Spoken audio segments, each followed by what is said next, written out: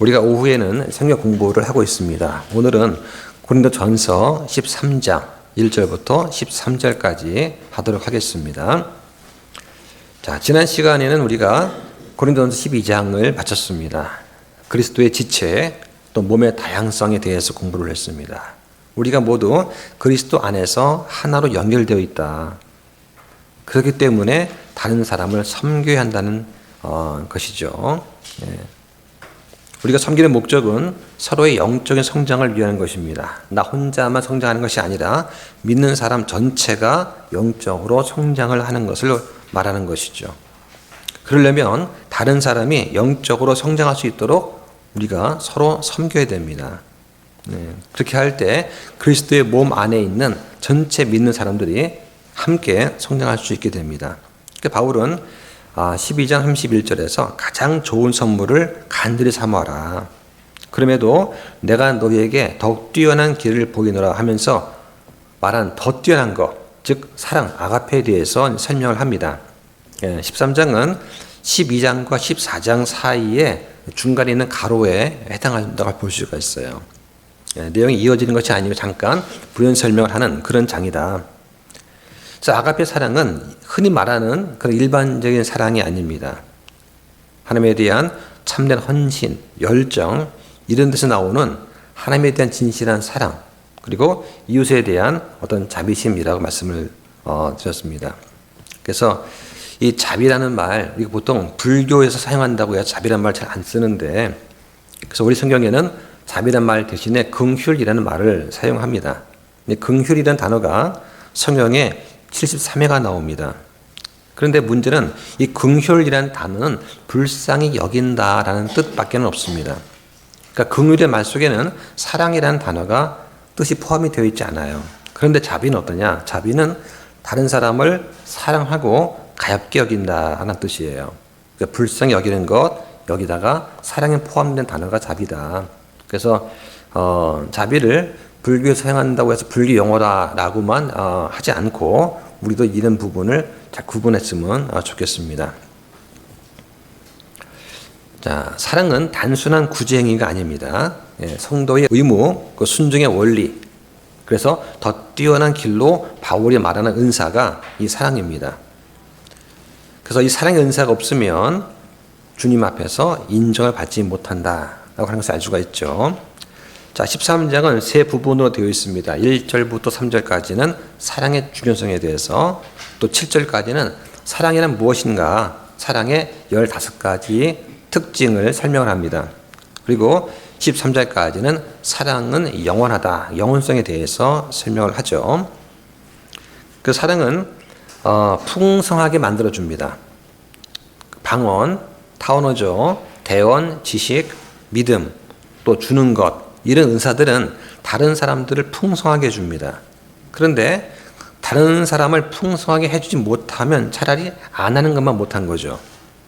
성경은 사랑 안에서 진리를 말하라 라고 하면서 또 하나님께서 서로 사랑할 것을 친히 우리한테 가르쳐 주셨다라고 말씀을 합니다.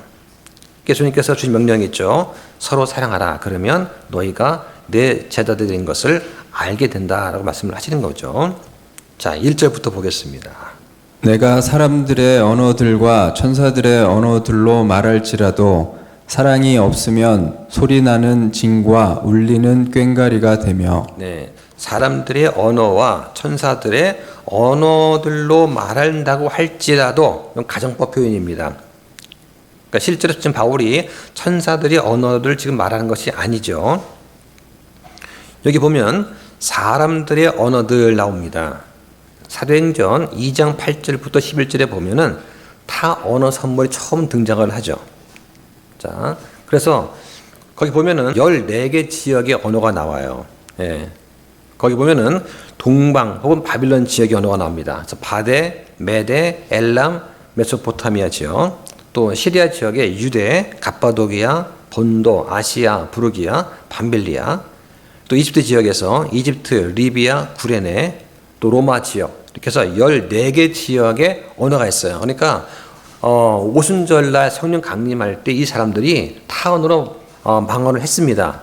근데 그 언어가 14개 지역의 언어를 말한 거예요.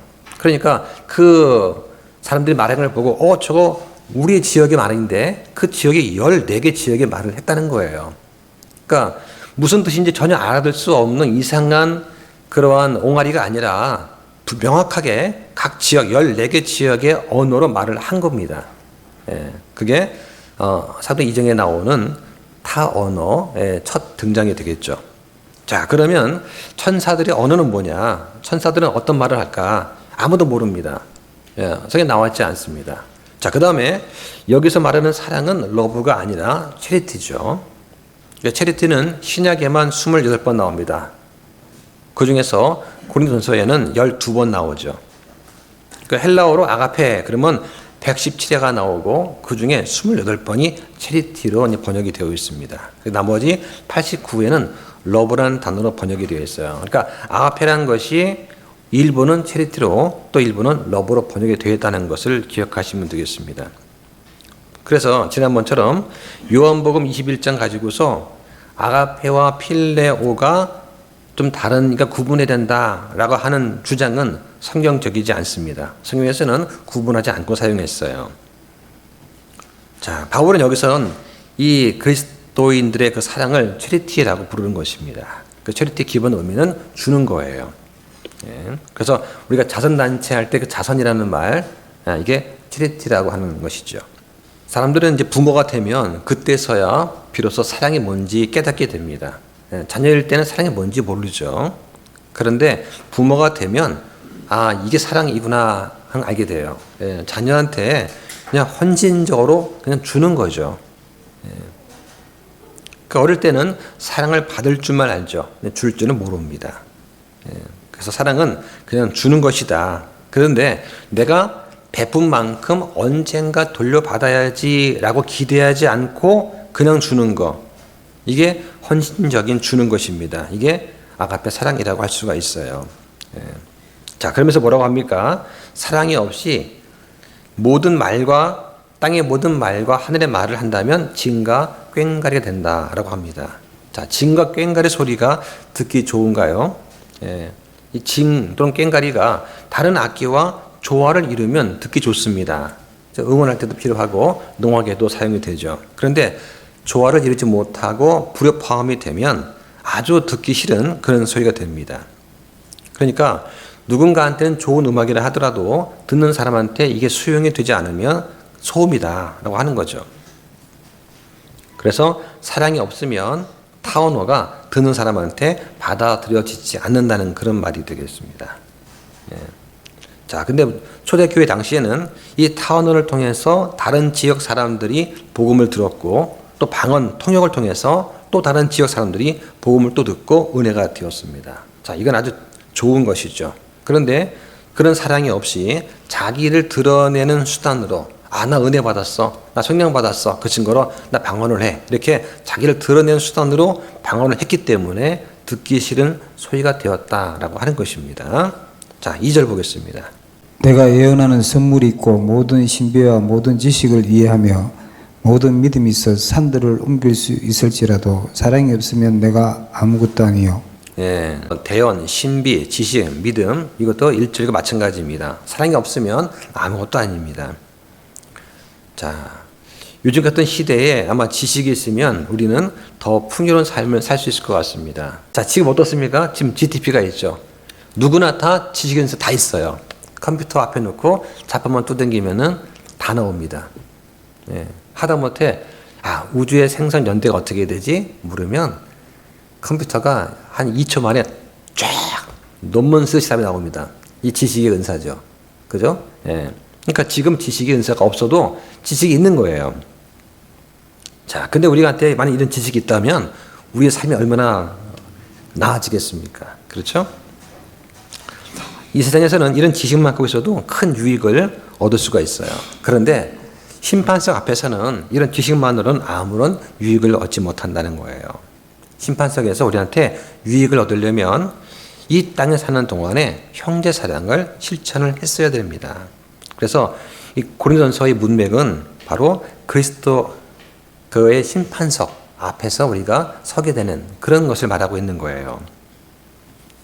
그래서 아무런 지식이 있다 할지라도 사랑이 없으면 심판석 앞에서는 아무런 유익을 얻지 못한다는 그 내용을 말씀하고 있는 겁니다.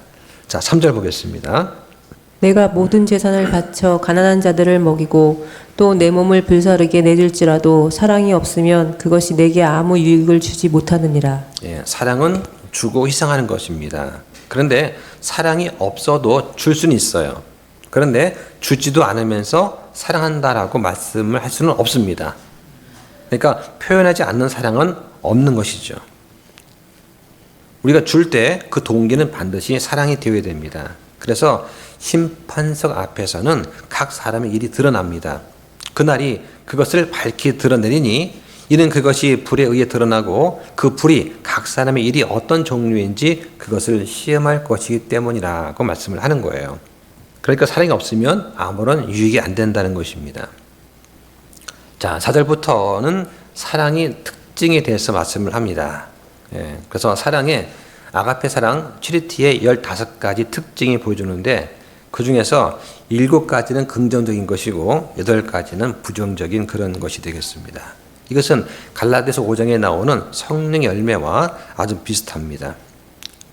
영적인 선물들의 목적은 세워주는 것이죠. 예. 그래서 내가 아니라 남을 먼저 생각을 하는 것입니다. 이게 뛰어난 길이라고 할 수 있는 사랑입니다. 당시에 고린도 성도들은 애찬식 할 때 가난한 형제들이 올 때까지 오래 참지 못하고 무례하게 행동을 했습니다. 먼저 자기 배를 불렸죠. 그러면서 다른 사람이 갖고 있는 은사를 탐했어요. 시기했습니다. 그리고 내 은사 가지고 있는 것을 교만하고 자랑을 했습니다. 또 때로는 서로를 고소하기도 했습니다. 교회 안에 죄가 있었는데 그 죄도 자랑을 했어요. 어떤 죄냐? 어떤 형제가 아버지의 아내를 취한 것이죠. 물론 이거는 이제 첩이겠죠. 친어머니는 아니고 그 내용이 5장에 나오죠. 자, 이런 상황에서 주는 말씀이에요. 자, 4절 보겠습니다.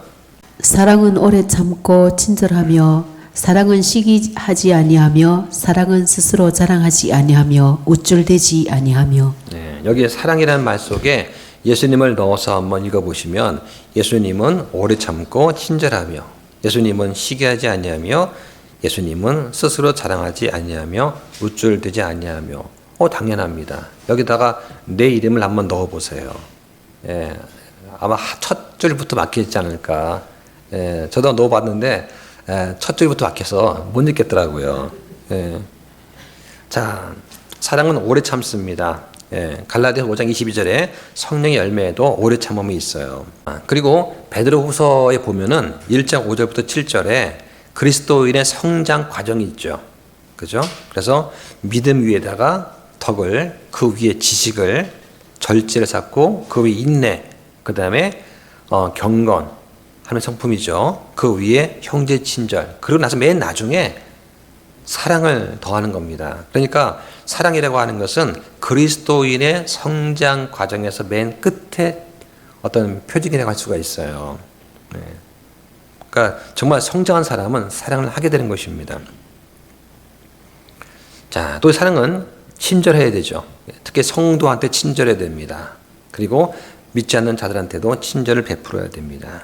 그래서 에베소서 4장 32절에 보면 서로 친절히 대하며 상냥한 마음을 품고 서로 용서를 하라고 말씀을 하는 것이죠. 그러면서 하나님께서 그리스도로 인해서 너희를 용서하신 것 같이 하라고 합니다. 그럼 어떻게 하는 것이 친절한 것이냐? 바로 뒤에 나오는 것처럼 상냥한 마음을 가지고 서로 용서하는 것, 이게 친절이라고 하는 거예요. 그 다음에 누가복음 6장 35절에 보면은 원수를 사랑하고 선을 행하고 아무것도 바라지 말고 빌려주라고 합니다. 그러면 너희 보상이 클 것이다. 그러면서 그분께서는 감사하지 아니하는 자와 악한 자한테 친절하시다. 여기서 말하는 친절은 무엇입니까? 원수를 사랑하고 선을 베풀고 바라지 말고 빌려주는 거. 이게 여기서 말하는 친절이라고 할 수가 있어요. 자, 또 사랑은 뭐냐? 시기하지 않는 것입니다. 자, 시기 질투라고 하는 것이 교회에서 문제가 됐어요. 시기는 육신의 열매다라고 갈라디아서 5장 21절에 말합니다. 자, 그러면서 거기 3장에 보면은 너희가 아직도 육신에 속했다라고 말을 합니다. 왜냐? 너희 가운데 시기와 다툼과 분열이 있다. 이걸 보니까 너희가 육신에 속한 사람처럼 걷고 있구나 라고 말을 하는 것이죠. 자, 그러면서 갈라디아서 5장 21절에 보면은 시기와 살인과 술 취함과 흥청됨과 그런 것들, 자, 이런 것들은 하는 사람들은 하나님 왕국을 상속받지 못한다 라고 말을 합니다. 그래서 사랑은 시기하지 않는 것인데 시기하는 자는 무엇입니까? 하나님의 왕국을 상속받지 못한다고 하는 거예요. 그럼 우리가 어떻게 되느냐? 예수 그리스도로 옷을 입고 육신한테 기회를 주지 말아야 된다라고 하는 것입니다. 자, 그다음 5절 보겠습니다. 복이 흉하게 행동하지 아니하며 자기 것을 추구하지 아니하며 쉽게 성내지 아니하며 악을 생각하지 아니하며. 자, 여기 복이 흉하게 행동하지 아니한다. 자, 이것이 이제 이전 반에서는 무례히 행치 않는다. 이제 그렇게 되었던 것입니다. 무례하다, unseemly라고 하는 단어인데요. 복이 흉하다. 이거를 무례하다라고 표현했던 것입니다. 자, 어떤 경우가 생기냐? 교회에서 내가 좀 나이가 많다. 또 교회에 오래 다녔다. 또 내가 성경을 많이 안다. 그래서 다른 사람을 업신 여기는 경우가 있습니다. 이건 무례한 것이죠. 이게 복이 흉한 것입니다. 또 자기 것을 추구하지 않습니다. 9장에 보면 바울이 자기가 자비량으로 목회를 하면서 사회비를 받지 않습니다. 바울이 받을 자격이 있지만 받지 않았어요. 자기 것을 추구하지 않은 것입니다. 자, 또 쉽게 성내지 않습니다. 그러니까 화를 낼 수는 있지만 화를 쉽게 내지 않는 것이죠. 또 까닭 없이 형제한테 화를 내지 않아야 됩니다. 그래서 까닭이 있으면 명분이 있으면 화를 낼 땐 내야죠. 예, 그런데 내더라도 죄는 짓지 말고 해가 지도록 진노하지 말라라고 성경은 또 말씀을 합니다. 왜냐? 그러지 않으면 반드시 사탄한테 기회를 내주게 된다는 거예요. 자, 또 사랑은 악을 생각하지 않습니다. 그래서 선한 것을 추구하고 다른 사람의 잘못을 서로 용서를 하는 것을 말하는 것이죠. 그래서 서로 용서라고 하는 것, 그리스도인들의 교제에서 반드시 드러나야 될 그런 모습입니다. 자, 그 6절과 7절을 보겠습니다. 불법을 기뻐하지 아니하고 진리를 기뻐하며 모든 것을 참으며 모든 것을 믿으며 모든 것을 바라며 모든 것을 견디느니라. 자, 6절에 보니까 불법을 기뻐하지 않고 진리를 기뻐한다. 그래서 우리가 지금 교회에 모이는 목적이 무엇입니까? 진리의 말씀을 듣기 위해서죠. 예. 교회는 여러 가지 종류의 교회가 있습니다. 자, 우리 같은 경우는 어떻습니까? 우리는 정확히 말하면 독립침례교회고 또 구태 구분한다면 근본주의죠. 근본주의를 안 좋게 보는 분도 있는데 근본주의 기본 뜻은 성경을 있는 그대로 믿는 사람들이에요. 이게 근본주의입니다. 예. 성경에서 말씀하시는 대로 믿고 따르고 실천하는 바이블 빌리버를 말하는 거예요. 그런 뜻에서 우리가 근본주의를 지금 취하고 있습니다. 그러려면 진리의 말씀을 우리가 정확히 알고 정말 그러한가 하면서 토론도 하고 연구하는 것이죠. 그래서 우리가 아카데미 한 이유도 거기서 출발하는 거예요. 자, 목사는 교회에서 설교할 때 감성파의 설교를 하면 안 됩니다. 예, 그러니까 위에서 목사님도 그런 얘기를 하셨거든요. 예, 그리고 진리를 이해하기 쉽게 잘 전달해야 될 책무가 있는 사람이 목사입니다. 자, 그런데 교회를 다니다 보면은 성도를 실족시키는 부분이 생깁니다.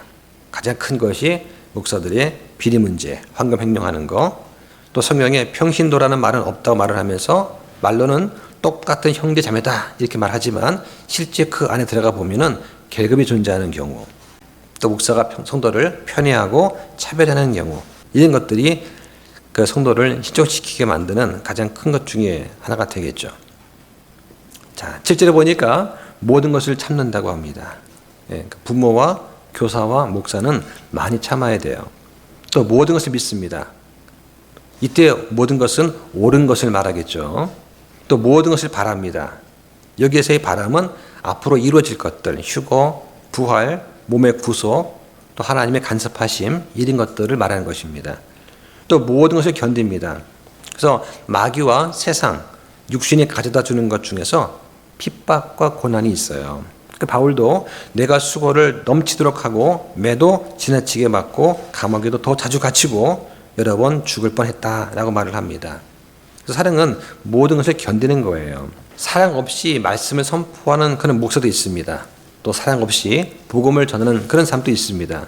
자, 근데 어떤 문제가 생기냐?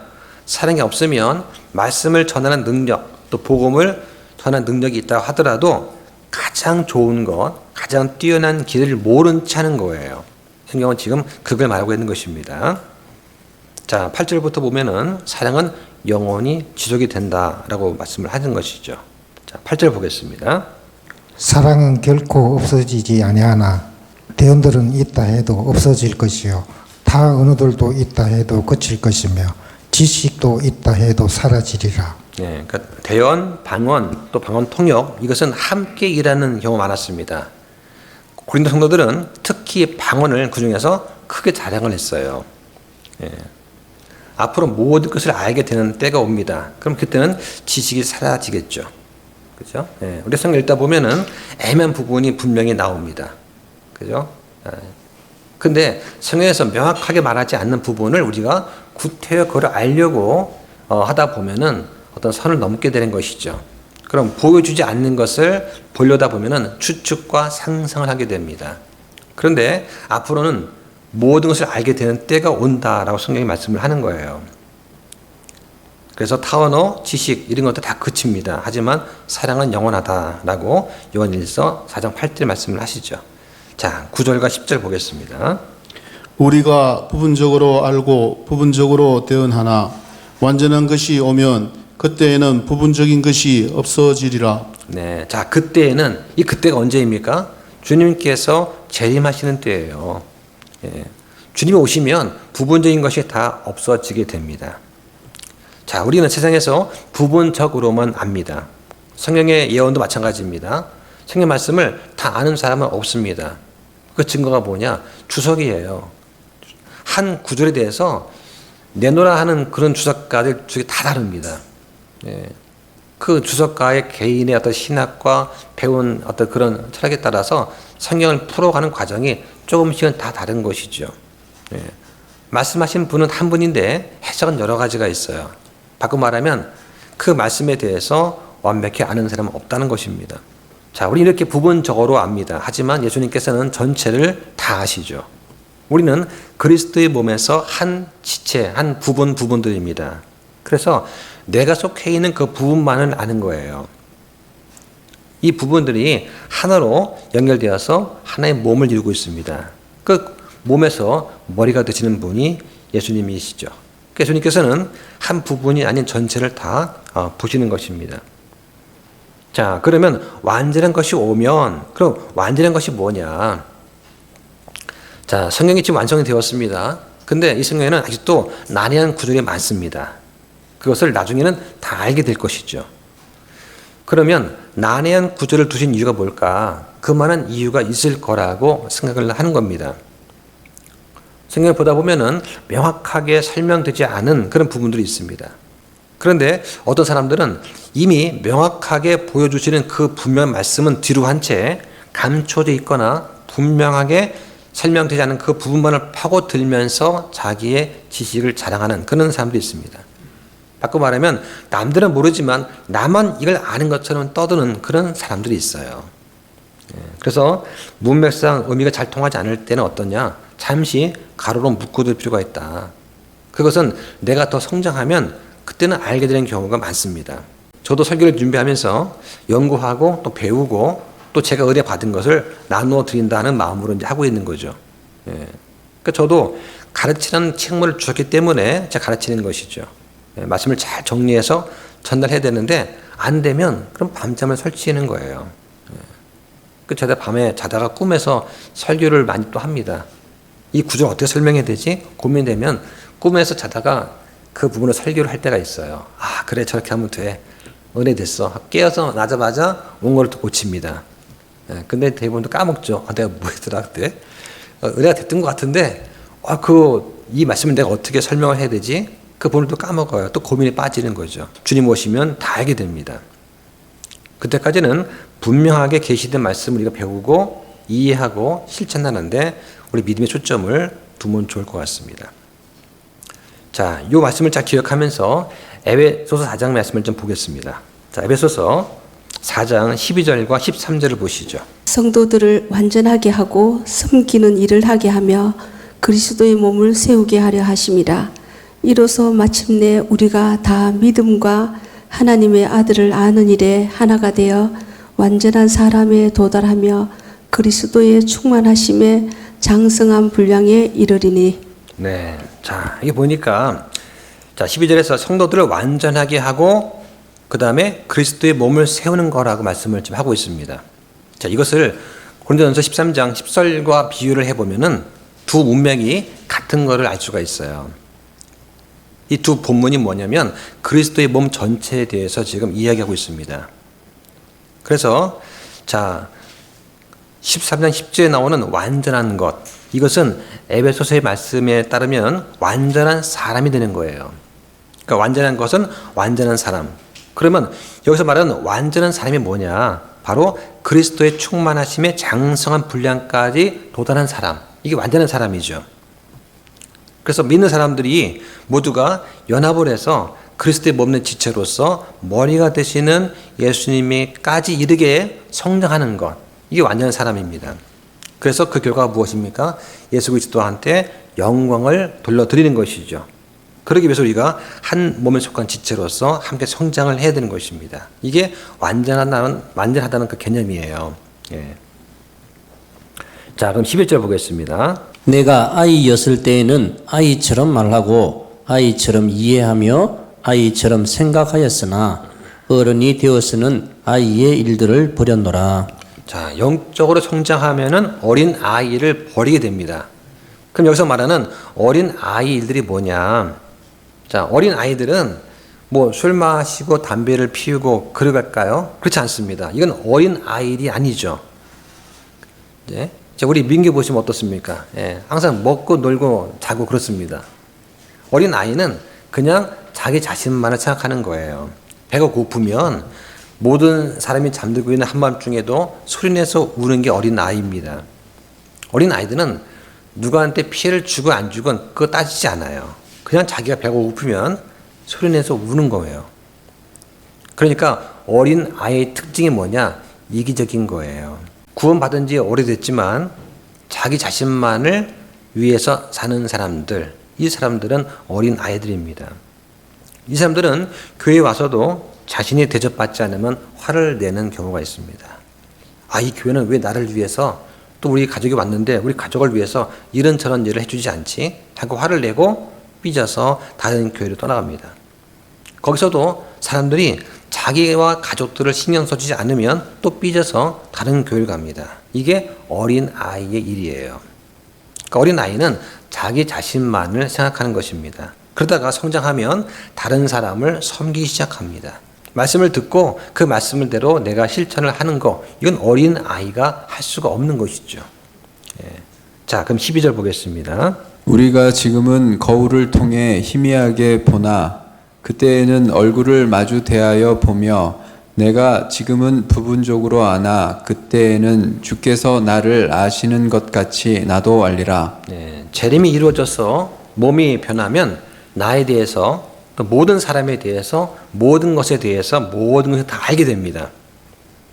그러면 아, 그때 왜 그 자매가 나한테 그렇게 됐지? 아, 그때 왜 그 형제가 나한테 그런 말을 했을까? 그때는 이해 못하지만 지금도 이해 못하지만 주님께서 오시면 알게 되는 거예요. 아무도 분명하게 알려주지 못하던 이 말씀이 있듯이 아, 이런 것이었구나. 성경에 분명하게 말씀이 되어주지 않는 감추어진 의미가 아, 이런 거였구나. 그때는 모든 것을 다 알게 됩니다. 자, 그 전까지는 성경에서 분명하게 보여주고 말해주는 것에 초점을 맞추고 연구하고 배우고 가르치면 되는 거예요. 이게 우리가 해야 될 일입니다. 자, 그럼 13절 보겠습니다. 이제 믿음, 소망, 사랑 이 셋은 항상 있으나 이것들 중에 가장 큰 것은 사랑이니라. 네, 자, 13절 말씀은 성경에서 가장 오남용되고 있는 말씀입니다. 그래서 사랑만 강조하는 그러한 신, 이건 왜곡된 신입니다. 미움이 없는 사랑은 진짜 사랑이 아닙니다. 하나님께서는 공의의 하나님이시고 질투하시는 분이세요. 진리를 사랑한다면 오류는 미워해야 마땅합니다. 깨끗한 것을 사랑하면 더러운 것은 미워해야죠. 그래서 하나님의 사랑은 거룩함이라는 것에 기반을 두고 있어요. 또 그리스도의 희생에 근거를 두고 있습니다. 하나님께서는 그리스도 밖에 있는 사람은 아무도 사랑하지 않습니다. 그 결과 죄인은 하나님의 진노 아래 거하게 되는 거예요. 한번 찾아보겠습니다. 요한복음 3장 36절 보시죠. 아들을 믿는 자에게는 영존하는 생명이 있고 아들을 믿지 않는 자는 생명을 보지 못하며 도리어 하나님의 진노가 그 위에 머물러 있느니라. 네, 아들을 믿는 자는 영존한 생명이 있습니다. 예수 그리스도께서 우리를 형제라 부르기를 부끄러워하지 아니하시고 우리가 그리스도 공동 상속자가 됩니다. 우리가 하나님의 아이들이 되는 거죠. 우리를 사랑하십니다. 그런데 아들을 믿지 않는 자는 생명을 보지 못하고 하나님의 진노가 그 위에 머물러 있다. 하나님께서는 아들을 믿지 않는 사람들은 사랑하지 않으시는 거예요. 세상을 사랑해서 기회를 주신 거예요. 독생자를 보내주신 겁니다. 하지만 그럼에도 불구하고 아들 믿지 않는 자한테는 진노가 그 위에 머물러 있다라고 하는 거예요. 재림이 이루어지게 되면 믿음이 보는 것이 됩니다. 소망은 다 이루어집니다.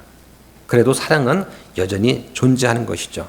그래서 사랑이 이 셋 중 가장 큽니다. 사랑은 다른 모든 은사들, 선물보다 더 큽니다. 사랑은 더 뛰어난 길이라고 말씀을 하는 거예요. 그래서 은사는 사랑 안에서 사용되어야 된다 하는 것이 결론이 되는 것이죠. 예, 정리하겠습니다. 자, 여기 13장 그리고 에베소 4장 같은 주제를 다루고 있어요. 그래서 고린도전서 13장에는 내가라는 표현이 6번 나옵니다. 그런데 에베소 4장에는 우리 또 온 몸이 이런 표현이 5번 나옵니다. 그 차이가 뭐냐? 나 자신을 몸을 불사르게 내어주는 건 물론 좋은 일입니다. 그런데 그 동기가 사랑일 때 완전함으로 나아갈 수가 있는 거예요. 나 자신만이 아닌 전체의 영적인 성장을 가져오는 것은 사랑뿐입니다. 그래서 사랑이 모든 은사 가운데 더 뛰어난 길이다라고 하는 거 이걸 잘 기억하면 좋겠습니다. 오늘 여기까지 하겠습니다. 자, 기도하겠습니다.